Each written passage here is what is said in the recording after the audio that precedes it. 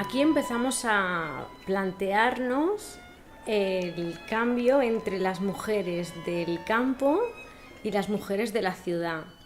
Entonces, en las mujeres de la ciudad teníamos en cuenta que en esos años había un parón en la moda en España y no seguían la moda europea. Entonces las mujeres las veíamos con la ropa de años anteriores. En las mujeres del campo vemos el cambio en el que, por ejemplo, ellas llevaban faldones largos y llevaban la toquilla puesta de una manera en que se la ataban a la espalda para tener un movimiento libre y poder trabajar sin ningún problema.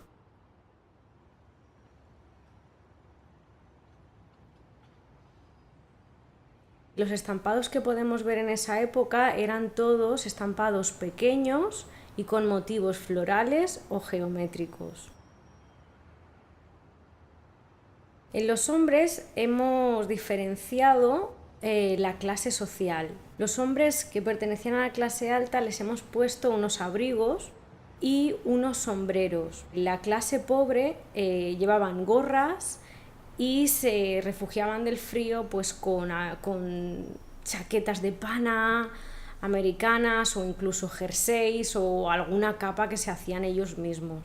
Al personaje de María le hicimos una mezcla entre campo y ciudad. Intentamos ponerle la toquilla tal y como la llevaban en el campo, pero bueno, no nos gustaba cómo quedaba estéticamente, se la pusimos a su compañera y a ella decidimos ponerle una mañanita.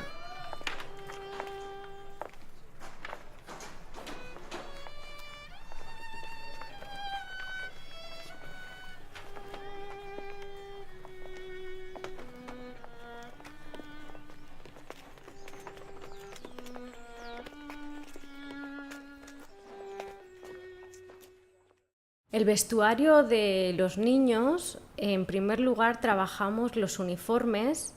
Entonces, en ese momento las familias no tenían dinero para comprar un uniforme. Tenían que llevar una camisa del mismo color y el pantalón también. Entonces nosotros lo que hicimos era, para reflejar eso, coger camisas e irlas tiñendo del mismo color pero en diferentes tonalidades.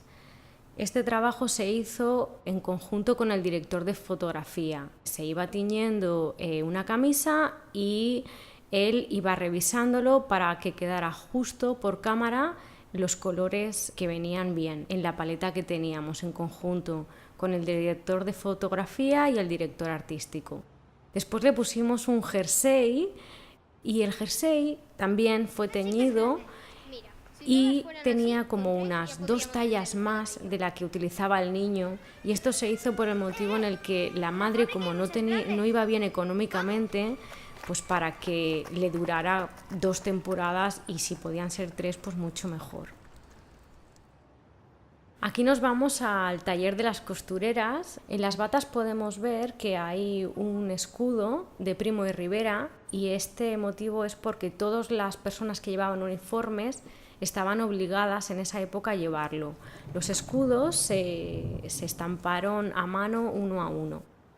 También podemos ver que las mujeres llevaban, debajo de ese delantal, llevaban su ropa, y podemos ver la diferencia entre las mujeres que llevaban años trabajando y las mujeres que se habían incorporado en ese momento por motivos económicos y porque sus maridos no estaban, que es el caso de la protagonista.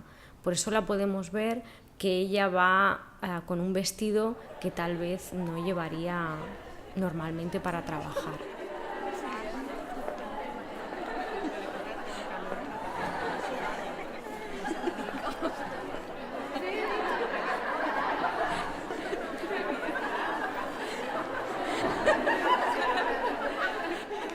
Con el grupo de los fusilados podemos ver que al padre lo que quisimos hacer es que tuviera un punto de luz para marcar su presencia y la importancia que tenía en la historia.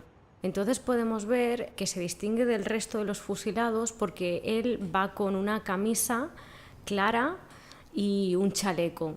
El resto de fusilados podemos ver que están todas las chaquetas y todas las camisas, todas están en la gama de colores marrones y verdes, y el único personaje que lleva algo claro es él. Entonces queríamos marcar el carácter del personaje, que se viera con la camisa y con un chaleco abrochado, aun en esas circunstancias, para marcar que le iban a matar, pero que él iba a morir dignamente.